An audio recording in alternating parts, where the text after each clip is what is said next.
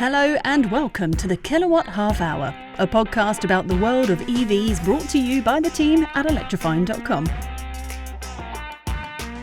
Well, I think it's fair to say that we've had a bit of a calmer week this week after all of the Beijing show madness and all of that went on, which you can hear all about in Ginny's podcast last week with Steve and the one before that we did from the show itself. So it's been a lot of Beijing stuff going on and it's finally calmed down a bit. So we are here and we've got new car sales figures out, so we're going to be chatting about that. That makes for some interesting reading.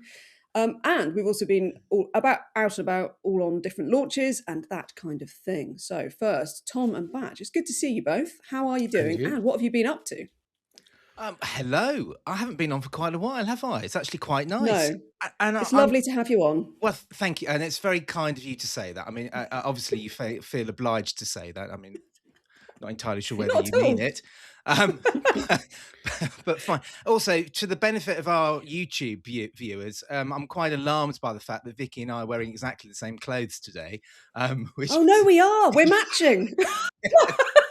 Do I need to go and change? Yeah, I think you should. If there was ever a reason to watch a podcast rather than listen to it, here it is, isn't it? Here it is. Yes, exactly. And also for the people who can see them on YouTube, I think there's some polar opposites here because Vicky, you appear to be in a sauna, and Batch, you appear to be in a fridge. Yes. With lots of IKEA furniture around me. Yes. Yes. It's very white. Anyway, yes, this is why it's lovely to be back. It's all this great banter. Great banter. Yeah. Anyway, what have I been up to? Well, I've been spending a bit of time actually in the updated Genesis GV60, which it completely passed me by this update. I wasn't really aware of it, and then I've booked one in and I've been driving it, and it's reminded me what a lovely car the GV60 is. It's again one of those cars that launched with like great fanfare, didn't it? And then has kind of just slipped away into the background and nobody ever mentions it. And yet it's a lovely car. Drives really nicely, nice and engaging to drive, comfortable ride as well. The only thing I don't like about it in this update, they've now fitted a silly squared off steering wheel at the bottom, which I hate. I hate that kind of thing. But the rest of it, nice tech, which works. There's buttons on the steering wheel, on the center console as well. Just a really nice car. So I've been very happy this week, I have to say. Has it still got a slightly chintzy interior? I seem to remember it had kind of like a crystal snow globe or something. It looked like something that's fallen out of your grand's drinks cabinet in the middle. Yes, so some of our listeners and viewers will remember Nicola did a fantastic video. She had one as a long-termer, I believe, and she did like a Mystic Meg kind of thing. I love that video. It's really good. It's one of the best, isn't it? And to people who don't know, basically when you get in the car and you switch on the ignition, in the center console there looks like there's a kind of a crystal ball, and as soon as you switch the ignition on, it spins round, and then that becomes the gear selector. It's still got that, but this particular car I've got is a bit more muted. It's just got a simple black interior, whereas I seem to remember you used to be able to order the car with a blue interior with lime green stitching and what have you. So yes, no, it's still a very nice car, but I fear it's still quite forgettable because there are so many new sort of premium electric SUVs launching all of the time. So yeah. Interesting. I do really like the GV60 because I mean it's basically the Genesis EV6, isn't it? Sort of a take on the EV6. Yeah, which I really like because it's sort of, I mean they're classed as SUVs, but to me they always look more like sort of fastback kind of estatey type things. They're not very high set SUVs, are they? Which I prefer. I really like the looks of them. So I like both of those cars. I reckon it's a good used buy, isn't it? The Genesis GV60. I bet that's been interesting used buy. Yeah. Anyway, Tom, what have you been up to? Well, I've been having a poke around a friend's EV9. He's bought a new EV9. And I said, how is it? He said, well, it's generally great, but the charging's proving quite expensive. And I said, well, why? Well, you can charge at home. And he said, yeah, but I don't generally. I said, why? And he said, because I have to park in a multi-story. And I can't get it around the bends. So I have to park in the EV charging bays, which are on the first floor. which I can reach. And you have to be charging when you go there. So I have to, if I'm going for a long time, I have to leave it on charge. It's like, It's a problem, oh isn't it? God. I do remember that car being huge. It is massive, and they don't do four-wheel steer on it, do they? This is one of the things we've said in our reviews of both of the cars, is that that's the one thing they should really offer, I think, even if it's optional, is four-wheel steer. Because the turn, I spent a lot of time in the IONIQ 9, which is the Hyundai equivalent of the EV9 last year, and I absolutely loved it. I've got good efficiency. It felt like just fantastic. You do drive both of those, and you think, where's Land Rover? Why haven't they done this car? But yeah, the turning circle, that's the one thing you're like, it could benefit from four-wheel steer, but they're lovely things. Has he considered getting a smaller? Has he considered getting a smaller car, Tom, or is that out of the question? It's the obvious question. I think that, well, he did have an Audi e-tron before, but I believe his issue is a lack of contraception. So he has too many children, and therefore 7 seats are essential. It's a problem for all of us, really. Excellent. Isn't it? Well, covering new ground here on the Kilowatt Half Hour, I think. I did suggest a Berlingo might be more appropriate, but he gave me a look. I think that might have been just too far. Yeah. No, but other than that, no, I haven't. I've been going around in my Born, which is still great. Liking it very Excellent. much. Okay, so shall we talk about some news stories then? Batch, shall we talk about car sales? Because we've had some news in about new car sales, haven't we, this year? Yes, why not? Let's talk about that. Of course, it is the first week of the month, which means it is new car registrations time. And I mean, it won't be much of a surprise, really, will it? That, again, EVs have... well, the share of EVs has grown. More people are buying EVs, and this is official Society of Motor Manufacturers and Traders SMMT data. It's such a mouthful, that, isn't it? It really is. But anyway, that's an entirely different story. But the new car market as a whole was up nearly a quarter in April on April last year. But importantly for our listeners. And for our job prospects, of course, EV sales were up almost 60%. So that is quite staggering, really. So that means nearly a quarter of cars sold in April were electric, and nearly 2 in every cars registered came with a plug. So that's BEVs, pure electric cars, and plug-in hybrids. I mean, so that is absolutely staggering, isn't it? Really, if you actually stop and think about it, and that means that in 2026, demand for electric cars so far has gone up by 22%, with 177,000 more of them on the roads compared to the first quarter of 2025. So, and overall, we have now hit 2 million EV car sales in the UK. So, I mean, it does show, doesn't it? The UK really is one of the leaders in Europe when it comes to selling electric cars. And a bit of a quiz for the pair of you here, although I think both of you actually know the answer. So just play along with this, please. But do you know what the best-selling EV was in April?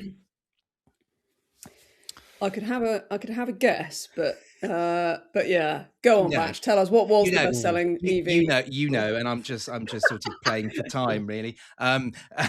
It was, of course, the Renault 5, which I don't think is much of a surprise, really, because I don't know about you, but in my little neck of the world in Hampshire, the Renault 5s are absolutely everywhere, and funnily enough, most of them are in the yellow with the top spec cars with the black roofs. You never see the bottom spec cars, as far as I'm aware.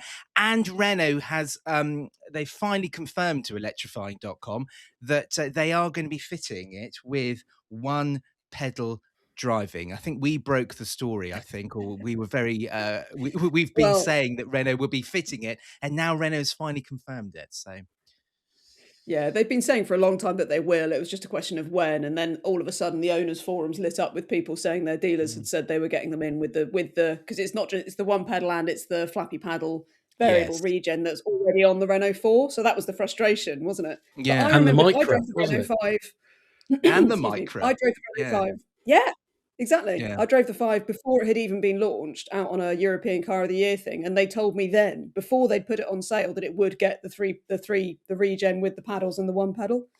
So they've known for a long time. But yeah, so no, I mean, I'd see a lot of Renault 5s around me. I do see a few basic ones. There's somebody near me that's got a basic green one with the green roof and everything, and it looks quite cool, actually. I do quite Yeah. like it. Yeah. Yeah, no. So but that's great, isn't it? 2 million EVs. I feel like we need some special effects, kind of big, kind of like, sort of some, yeah, I Tom, don't know, over to gongs, you. party Over to you, poppers. Yeah. Has nobody got a cake or some kind of 2 million? Yay! There you go. Thanks, Tom. Hang on. I'm Marvellous. so glad I'm back. I think that's all of the sound effects I have at my disposal, I'm afraid. Yeah. Awesome. Yeah, well, I'm loving that. I think the reason for Renault 5 being number one will be shown later when I do Barnard's bargains, because they are cheap. But I will tell you more about that later. Oh. But in the meantime, there's another car that's been getting me not so much excited, but interested, I would say, which is the Corsa GSE. Oh, yes. Have you seen this? Mm. Now, it's a curious thing, because I think a lot of the hot hatch electric cars are quite aggressive in the way they look, aren't they? The E208 GTI was quite aggressive. Even the Polo GTI looks quite, it's a GTI. This I thought was quite subtle, but there are little hints about its potential, including 3-spoke alloys. Now, 3-spoke alloys are a bit of a retro thing. There are some cars where they really suit, and there are other cars where I just can't accept them. Yeah. And they're a bit of a divisive thing, 3-spoke alloys, aren't they? Yeah. But yes, this has them, which is, I think it harks back to the Nova. The Nova SR had 3-spoke alloys. And it's got checked seats as well. Do you remember those from Vauxhall from the 80s? It's so cool. Somebody at the Vauxhall or Opel Design Centre has got a history book, I think. But the other thing that I thought was quite interesting, I mean, it's got 281 horsepower. I mean, that's daft, isn't it, in a Corsa? And the 0 to 62 time is 5.5 seconds. Now, in a world where Teslas are doing it in less than 2, that doesn't seem that impressive. But I again looked back through the history books, and remember the Lotus Carlton, which at the time was considered so fast that it was mentioned in Parliament as being irresponsible. Yes. Because it was 177 mile an hour car, and that had a 0 to 60 time of 5.4. So this Corsa, electric Corsa, is just a tenth of a second slower to 60 than that Lotus Carlton, which had a twin turbo 3.6 litre engine. It's just amazing. Nuts. Yeah, and they probably could make it faster. That is a great comparison, isn't it? Yeah, I can't believe that. It's nearly as fast as Lotus Carlton. But can I just say, I love the alloys on the Corsa GSE. Yeah. It's good. If you check out on the YouTube channel, there's a video of the GSE that Lucas did. And they've got the Nova, the original Nova, that those alloys have sort of given the inspiration for. And I have to say, I mean, I love the Nova too. I'll be honest. It looks so wicked. But I really like the alloys on the GSE. I like the fact that it's a little bit understated. I like the fact that it's not too over the top. Yeah. So yeah, I think it still needs to be cheap on monthlies though, doesn't it? I think you still, even with 281 horsepower and all of that, it's gonna, I mean, I'm really keen to see what it's like to drive, because it's got a proper diff and all of that stuff. So affordable electric hot hatches, I'm all for. So well, talking of price, I mean, we don't know what the price will be, but it's going to be kind of mid-high 30s, we think. Yeah. And that is the price that the Corsa Electric, or was it the Corsa -E as it was first of all? Yes. Do you remember that used to be 40 grand, didn't Yes. it? And we were all like, what? Yeah. And then Vauxhall realised that was the number. So this is going to be cheaper than kind of a basic Corsa E was when that first came out 5 years ago. I think the signs are all good though, because I drove the Mokka GSE. And it's going to be essentially the same car and the same platform. And again, it's similar styling as well. I mean, the Mokka, if you take the wheels off the Mokka GSE, it just looks like a normal Mokka, but the wheels really make it. And I think that's a similar situation with the Corsa. But yeah, same platform. that limited slip diff. And I remember that Vauxhall had done some work to the steering on the Mocha as well. And it was actually a really, well, not really engaging, but a very, quite an engaging car to drive, something you could have a lot of fun with. But of course, it's just got the similar problem which the Abarth 600E has in the Alpine A290. As soon as you use all of the power, the range goes. But of course, that's just that. Let's not go down that rabbit hole. But yeah, I think the signs are good, and I'm very much looking forward to driving the Corsa. Yeah. No, I'm looking forward to it too.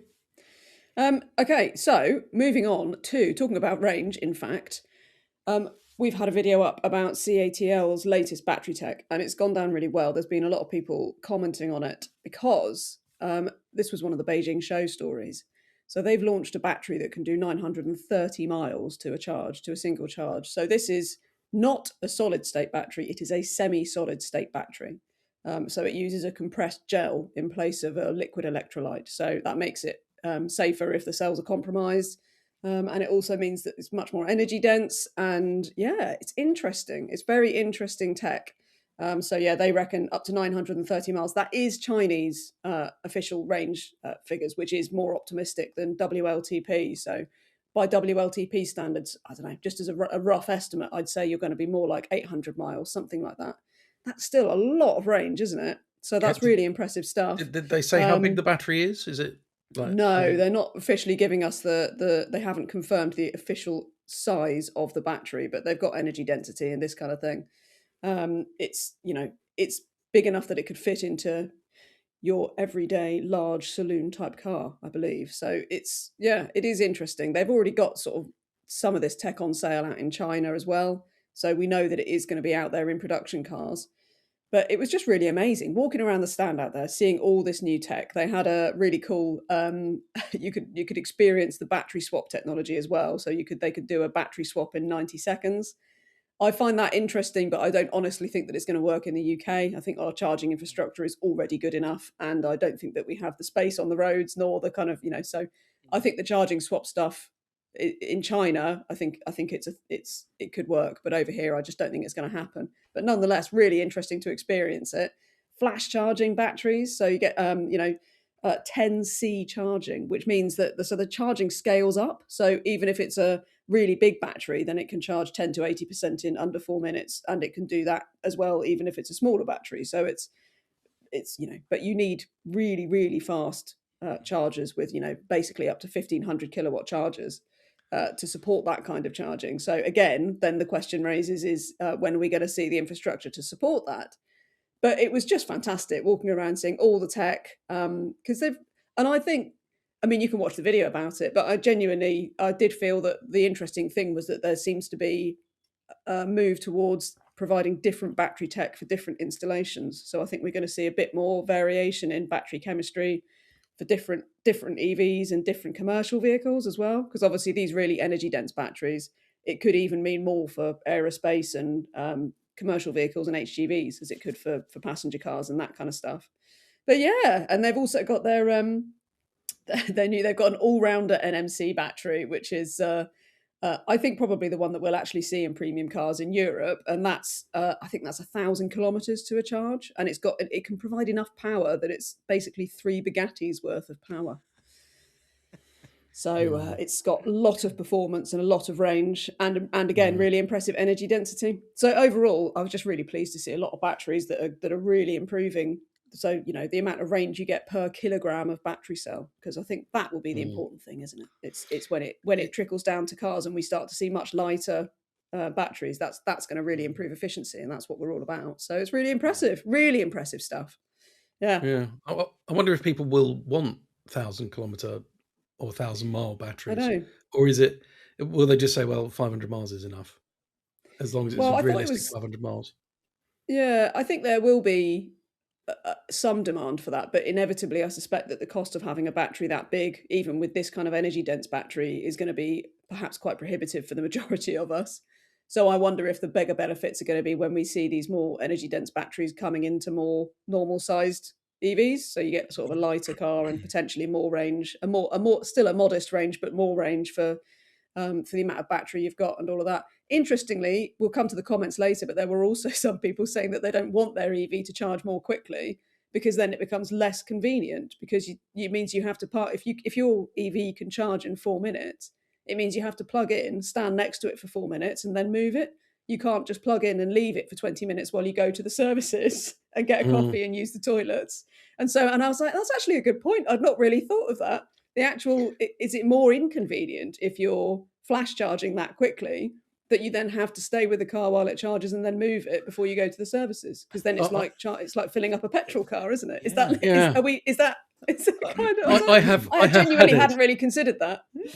I have had it where I've gone to the services and I thought, right, well, I just need a very quick 5-minute charge to just give me a bit of comfort to get home, an extra 20 miles or something, especially since it's a quid per kilowatt at the services. Yeah. For the, and you go in and you get in the queue for a cup of tea or something. It's like, it's taking too long. This is costing me more in the energy than it is for the cup of tea. So you have to bail and go and say, oh, that was annoying. Yeah, I've actually had the same thing as well, where you don't set, if you haven't set a limit on the battery charge or whatever, and you've left it on a public charger, and you're like, oh, I don't need this much range. I'm like literally like, I'm paying way more for this electricity than I need to. I've got to go and move the car. I've done the same thing. You rush back to get it off the charger because you don't need the charge. Yeah, it's interesting, isn't it? But I mean, leave us a comment by all means. Let us know what you think. I don't know. Do we need 1,000 kilometers of range to a battery to a single battery charge? Do we need faster charging? I don't know. I certainly think my takeaway was that more energy dense, lighter batteries is only a good thing. We'll see when that eventually comes to Europe. It'll be really, really good to see. In the meantime, Tom, have you got a bargain for us? I have got a couple of bargains inspired by our conversation. So the first one is the reason that the Renault 5 is selling so well is it's currently the cheapest car on our leasing thing. So a Techno Plus, so the latest version, it's not a pre-reg one. Comfort range, that's the 52 kilowatt hour one, not the cheaper, smaller battery one. 230 quid a month, and that's with 8,000 miles. That's cheap. That's cheaper than any of the Chinese stuff. It's cheaper than the Renault 4, because the Renault 4 used to be the cheaper one. So no wonder. I mean, it's if you're thinking, oh, what do I want? I'll get a little electric car, or even I quite fancy one of those Renault 5s, which is what I think a lot of people are doing. It's not just they're looking for a car, they're looking for a Renault 5 because they think it's cute. Then that's very affordable, isn't it? Especially if you're spending 150 quid a month on petrol. Yeah, absolutely. I mean, I think that's fantastic. Yeah, and the Corsa things, the looking down the rabbit hole of the Corsa GSE, I looked at used Corsa E's, and they're cheap. I mean, there's one just that I picked out, which was an Elite 71 plate, 24,000 miles, barely used, 9,700 quid. So I'm sure you could get one even cheaper than that if you wanted to. And I always thought the Corsa Electric was all right.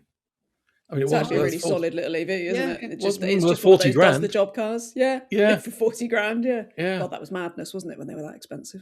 Yeah, I had one as a courtesy car for a bit and thought, I quite like this.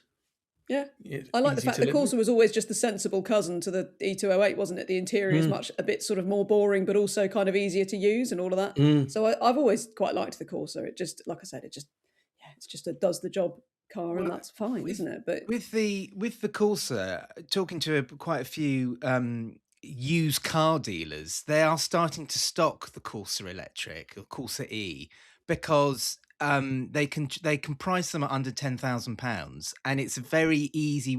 If somebody turns up at a dealership and they say, "Oh, I'm thinking about going to electric," it's a very easy sell, a Corsa Electric, because a Corsa is just so familiar to everybody that once you've got over how to plug it in and what etc. and what you need, like a home charge etc.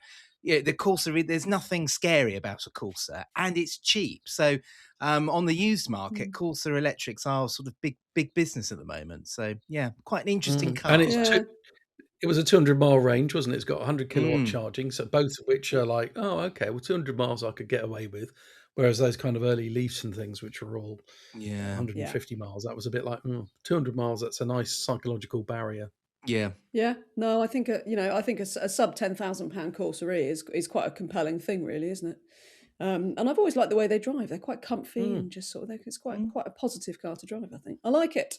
Anyway, shall we look at some comments and questions that have come in this week? I'm going to start with the electric virgins, or to be more precise, a potential electric virgin. So we've heard from @Waldemar 10811. He says, I'm seriously considering buying my first EV, and I'm drawn to the Cupra Raval and the Polo, but was surprised to see that neither of them come with heat pumps. I'd really appreciate some advice as to how important heat pumps are to battery life, range, resale value, etc. That's an interesting question, actually. And as an aside, I'm actually, after this podcast, I am hopping in my long-term Skoda Elroq to go to Gatwick so that I can drive the Cupra Raval. So keep your eyes peeled for the full review, because and also Wookie, Tom Ford, will be driving for the video. So that'll be up on the YouTube channel soon. So all of that coming out for you if you're interested in the Raval. Heat pumps. I'm actually of the opinion that you don't really need a heat pump unless you do a lot of mileage in winter, because the gains are fairly minimal, and it does, I think, depend a little bit on what heat pump is in what car and all this kind of thing. I think there is a a difference in the heat pumps that are really good and those that maybe aren't giving you such great gains. I don't know what you guys feel about this. It's really hard because obviously what we really need to do is a scientific back-to-back test with a car that has a heat pump and a car that doesn't, and do the same journey and see what the difference is. And you know what? We've been planning that for a long time, and it will happen one day. So maybe this winter we'll finally do our heat pump test that we've been wanting to do. But yeah, I don't know. Have you guys got experience of this? Have you managed to get more scientific sort of impression than I wouldn't have? say scientific, but I think that the engineers say it's kind of 10 to 20% efficiency, isn't it, with a heat pump, which is reasonably significant if you've got a smaller battery car. I think that if you're having to pay, I did a sum once of, it's £1,000 option on something like a Kia, and how long it would take you at 10% efficiency to recoup that £1,000 that you've spent on the heat pump.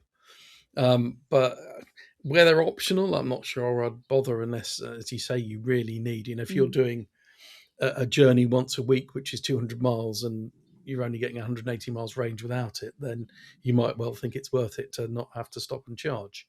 Yeah. But otherwise, maybe not. It's just tricky, isn't it? Because I know that for instance, a Renault 4 and Renault 5 both get heat pumps as standard. And yet, ironically, I've found that their winter range isn't great. So I don't know whether sometimes, and believe me, I'm a huge fan of the Renault 5 and the Renault 4. I would buy either of them. I love them. But I have noticed that in the winter, I don't think I'm seeing any better range from them than you do from comparable cars that don't have heat pumps. So I struggle to really see. Maybe Renault know that, and that's the reason it's got a heat pump, is because without one, it would be truly disastrous.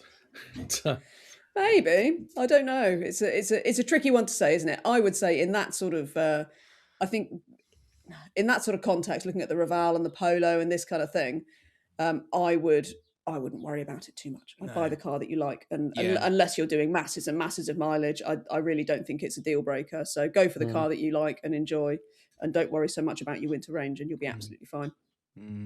I think there are other things they can do to make heaters more efficient as well. So even stupid things like having more insulation in the car to preserve the heat you've got inside the car can be almost as efficient as having a heat pump. Just because then if you think a heat pump's just like you're in a metal box, and if you're in a metal box in the freezing cold, it's going to be cold in there. So if you insulate it a bit, if you have thicker glass, it makes it more efficient. So I don't know. Maybe there's some engineers who know more than, well, there will be engineers who know more than us who can tell us the truth. Yeah, exactly. Shall we do a few questions and comments? Yes. I have one here from Simon Hodges, who says, "Hi, I've just come across the podcast and it's now my regular on my commute as I catch up with your episodes." Oh, excellent. Thank you. I'm looking to buy a couple of EVs, so I hope you don't mind two different questions. The first EV is for me as I need one for my commute of around 120 miles round trip, mostly motorways from Whitstable, but in about 45 minutes of traffic jams as I crawl into Stratford 3 days a week. I'm thinking of a Kona Ultimate, even though your podcast would suggest the EV3. However, on salary sacrifice, the mid-level trim is about £40 a month more expensive than the Kona top trim. Is it really worth that? Or are there any other suggestions you have for about the same amount of money? The other kicker is that my sons are both tall, one being 6'3", so rear passenger space is important. Shall we deal with that one first before we get to his second question? Yeah, go on then. Let's deal with that one first.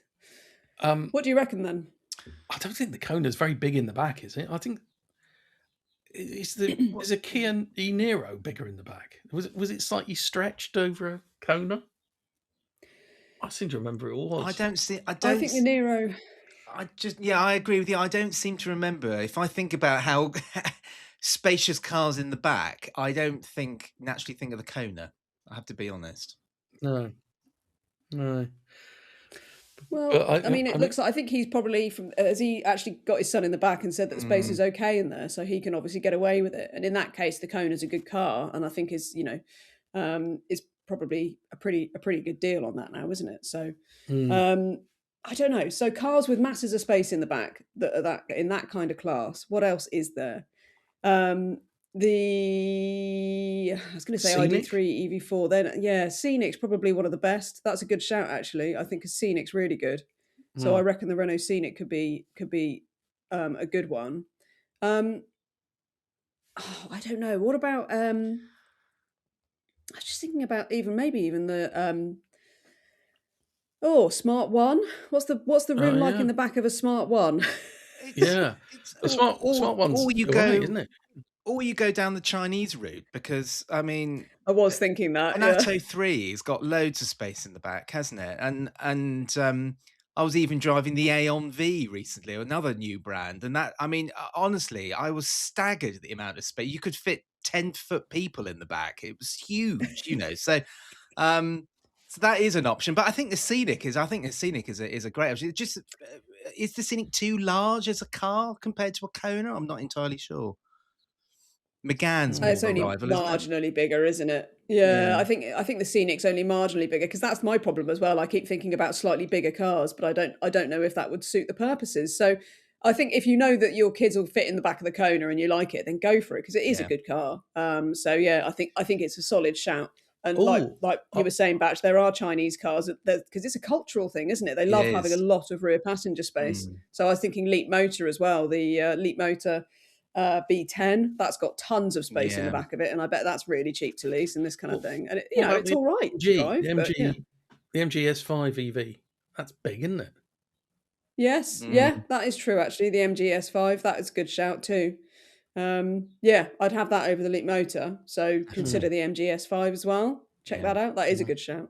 What's the second question then? Second question, I'm looking for a used EV that my wife and teenage sons can drive. Ideally, it would be under £10,000 and not a ridiculous amount to insure. I know you have to pay more to drive an EV, but I think it's worth it. Can you recommend anything? Or am I doomed to end this, scrolling through endless Leafs and Zoes? Well, we've mentioned one, haven't we, which is the Corsa. That's under 10 grand. Yes. Recommend it.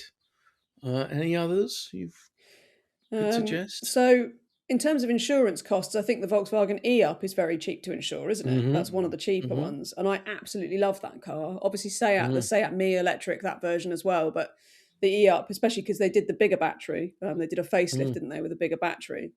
I don't know if you can get one of those for under 10,000 yet, though.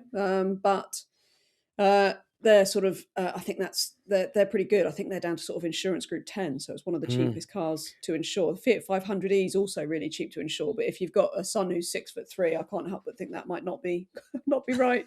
But e-Up's really good. Even the e-Golf too, actually, I would say. A lot of people forget about the e-Golf. I mean, real world range is only 90 miles. So that's kind of that's the sacrifice, the compromise rather, that you're making. But it's good. Hyundai IONIQ as well. I think they're both sort of group 15, 16, so quite cheap to insure. So it depends on what sort of range you're okay to live with, really, as well. But I don't know. What about... The Leaf was, when I checked, it was like group 26. It's really high. And I don't know why. I think it might be... Is it going to be to do with ADAS systems and that kind of thing, maybe? I think it might be because the charge port's at the front. So if you have a light shunt, then you're having to repair all that, which is obviously a bad thing. I think the Dacia Spring was also surprisingly high insurance. I think that was in the mid-20s as well. Who knows why? But you'd think, that'd be an ideal runabout for the kids or something. What about a Kia Soul? A Kia Soul would be a good shout, wouldn't it? The Soul EV, that is a great little car. I was going to mention you the look very uncertain about that, Batch. I was just because I'm frantically asking AI to help me for the moment. I see. Because I thought the Corsa Electric. I thought there'd be another shout out for the Corsa Electric with this podcast sponsored by Vauxhall. But the Corsa Electric is mid-20s as well, and you'd think that would be Is it really? insurance group. Oh. Yeah. So.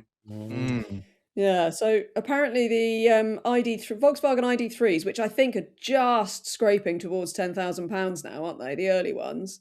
That could be an interesting one because I think that's Group 18, so that might be cheaper to insure than you might imagine. So it could be worth checking that out too. And the Kia Soul, I think, is also around about Group 18, depending on what trim you go for and that kind of thing. So I'd say both of those are a pretty good shout. If for a used car for that kind of price, and they're a bit more interesting than the Zoe or the Leaf, much as I do actually like the Zoe particularly. But yeah, right, Batch, have we got another comment from anybody? We have indeed. We've got another efficiency champion. Jason Davis has emailed in saying, "I hope you're all well, enjoying the warmer weather, like with my Hyundai IONIQ 6." Especially when it was 22 degrees on Thursday, and I popped the sunroof open, but forgot the sun would be so hot. And that is a very hot, sweating emoji that he's added to that. This is one of the most British comments we've ever had, isn't it? At 22 degrees, and we've got a hot, sweaty sort of emoji. It's too hot. 22 degrees. It's too hot. I'm calling it. I'm calling it, guys. It's too hot. Anyway, for anybody listening outside the UK, this is the reality of it. Yeah. Well, no, he carries on saying he's had an IONIQ 6. He's owned that for about a year. On average, I drive around 13 to 15,000 miles a year. The IONIQ 6 is the ultimate edition rear-wheel drive. Definitely a total upgrade from my previously owned IONIQ BEVs, which I've owned since 2018. Thought I'd write to show the efficiency I'm getting. 3.8 miles per kilowatt hour average over the last 13,900 miles. Carry on the good work, team, especially the Kilowatt Half Hour, 3/4 of an hour. Yeah, okay, Jason, we just like to chat, all right? Don't have a go at us for slightly going over occasionally. But interesting that it got me thinking, perhaps I'll kick off first, of the cars which we've kind of lived with over the past few years, and what have been the most efficient ones. The one that springs to mind for me is the Vauxhall Astra Electric. Again, sorry, this podcast is sponsored by Vauxhall. Very sorry. Sponsored by Vauxhall. But I had the hatchback, and I lived with that for 6 months. And I was very impressed. I mean, nearly all the time I'd be getting about 4 miles per kilowatt hour. And sometimes on a shorter journey when the weather was nice, that would even be nudging 5 miles per kilowatt hour, very occasionally. But a midpoint was 4 miles. Or 4.2. So yeah, for me, it's always, I always hold up the Astra Electric as my efficiency champion. How about you two? That is good. The most efficient car I've ever lived with was the Mark I Kia e-Niro, which I also spent 6 months living with, and I used to get 5 miles per kilowatt hour out of that for without really even trying. Yeah, even with lots of people in it on the motorway in summer, you'd get 5 miles per kilowatt hour. And then in winter it would drop a little bit, but it would still be really impressive, like over 4.5 miles per kilowatt hour easily, even in winter. So it was such an efficient car that I loved it. It was a really good thing. And as is obligatory, a small shout out for the Volkswagen ID7 that I lived with for a while, which for a big old car that did over 4 miles per kilowatt hour without trying as well. So I was always impressed with that. But the e-Niro that definitely wins. It was remarkably efficient. That the Mark I e-Niro, definitely my favourite efficient car. I think our Leaf over what we had at 11 years or something did 3.8 over 40,000. Really? No, more than that, 60,000 miles. So, but I think then later cars, including an Astra that I ran, were doing more than that. But that's just technology, isn't it? So you think advances in battery technology, and well, I think the Leaf had a heat pump, but and the weather makes such a difference, doesn't it? I mean, if someone's got a new car that they bought in winter and they go, why is it so inefficient? And then my neighbour who's got a Volvo XC60 is like, my range is showing 300 all of a sudden. What's happened? I'm like, it got warmer. Okay, yeah. Yes, indeed. No, well, you say that, but it does bring to mind. So when they did the new Kia Niro, which was actually sort of a very, very heavy facelift, wasn't it? It was the same platform underneath, but that became much less efficient, I think, because they added a lot of safety stuff and tech.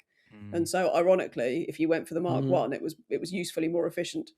The updated one was kind of a bit, arguably a bit better to drive and more refined, and lots of other improvements, but efficiency wasn't one of them. So, which I always found a bit sad. Right, should we do a few comments from YouTube? So that video on the CATL battery tech that I talked about has been that's gone down well. Lots of comments on that. At Tube Something says, personally, with 300 miles of range already, I'd rather the battery packs were made smaller. With twice the energy density, we'd only need half the amount for the same range, and that reduction in weight would be great for adding range or making it more efficient, as well as being cheaper up front. I could not agree more. I think we pretty much said that same thing, didn't we? At Brian Davies 6074, this is great news for the small car market. Battery volume, weight and cost is a real limit on the development of small EVs. When cars in the B segment can achieve 400 plus real world range without weighing about 2 tonnes and can recharge in circa 15 minutes, it really is game over for their ICE equivalents. And final one, so at Mr. Solve Alu, batteries already are pretty dang good. What manufacturers, I agree with that too, what manufacturers should focus on is sustainability, no rare minerals, and ability to produce batteries locally around the world with materials they have on hand. So he suggested sort of basically sodium ion batteries, which I would add, CATL did have a sodium battery on its stand. So they have got some of those batteries in their sort of portfolio. But I mean, I sort of agree with all of those comments. Really, it's interesting to see what people feel when you see this kind of tech, and actually that not many of the comments were along the lines of, "Hurrah! I really need an EV with 900 miles of range," sort of thing. So maybe we're right. Maybe actually that's not necessary. I don't know. Again, leave us a comment on the podcast and let us know. Batch, I think we've had some good comments in on the Corsa GSE vid that Lucas did. It's the Vauxhall clang again. Here we go. It's Very the sorry, Vauxhall. everyone. But yeah, there's been a bit of love here for the Vauxhall Corsa GSE walk-around video. The Joe T81 said, finally, a proper low-slung EV hot hatch. Having the batteries under the seats does wonders for the overall height and centre of gravity of this car. That powertrain, including the limited slip differential and the Alcon brakes, is a peach too. So the Joe T81 is a big fan, clearly. And then we've got some fans of Lucas, our presenter of the video. We've definitely got to get Lucas on the podcast to talk about this, haven't we? We must get him back on soon anyway. We'll get him on, don't worry. We'll get Lucas back on to talk about it. But what have they been saying, Batch? Well, Samalakram has been saying, bro, should be narrating nature documentaries. I mean, David Attenborough, he's 100 soon. Perhaps he's going to be hanging up his hat on that front, and perhaps Lucas can take over. Who knows? But whilst we contemplate that, I'd just like to mention Nick C1313, who said, I want this guy to narrate my life. And then finally, from Bevolution UK, he says, they say, up there with Morgan Freeman. So there we are. A lot of love. Don't get much both Vauxhall's new hot hatchback and Lucas, our presenter. We will get Lucas on the pod soon to chat about it. Yes. That does make me laugh. Some Geely EX2 comments from the video for that, and the Linda Shelley I6Y and Mark Liff and Morag Drummond all say it looks like the smart #1, which is no bad thing, they say. Very much like the smart #1, which is kind of one of those forgotten cars, isn't it, the smart #1? I mean, we mentioned it earlier, but I was following on the other day and forgotten how big it is. I mean, it's a hefty old beast, isn't it? Tall. Yeah, which is going to be confusing when there's the new #2, which is very small. Yes, they seem to go on the Polestar. That is going to be weird, isn't it? Yeah. And talking about prices, Jacques Visser 7716 said the price in South Africa are around 339,000 for the Aspire. So that's between 15 and 17,500 pounds, which is cheap enough, isn't it? I mean, whether that will translate here, I'm not sure. I did actually have a go in the EX2 out in Beijing when I was there. I had a brief spin round a car park in one, round some cones, and it's yeah, it's fine to drive, but it is really about the amount of space you get in there for that sort of money, because we think it's going to start at around about 19, maybe 20. They've said under 20, so it will be, I think, quite a lot of car for the money, the EX2. So it'd be interesting to see how it goes down when it gets here, because it has done so well in China, and I know it's in various other markets too. So yeah, it's it is an interesting one, isn't it? And yeah, I guess we'll have to see. I hope they bring it over in the pink and the sort of pinky purple and the lilac colours that they had. I think those would go down really quite well. Have you got trousers to match, Batch? Naturally, stupid question, of course. Yes. Obviously. Anyway, because we should probably bring this to an end, because we have done the traditional 45-minute, half-hour Kilowatt Half Hour podcast, haven't we? I can't help but end on a shameless plug for the website, because you can check out that Geely EX2 review on the website. Check out Ginny's podcast where she's chatted about it. Video on the YouTube channel. There's loads of stuff out there. Reval review coming out soon, and all of that. So there you go, with my plug done. I think it's been really good chatting to you guys. And so you. There you go. Nice to see you. Yes, it's been really good. See you next time. Bye.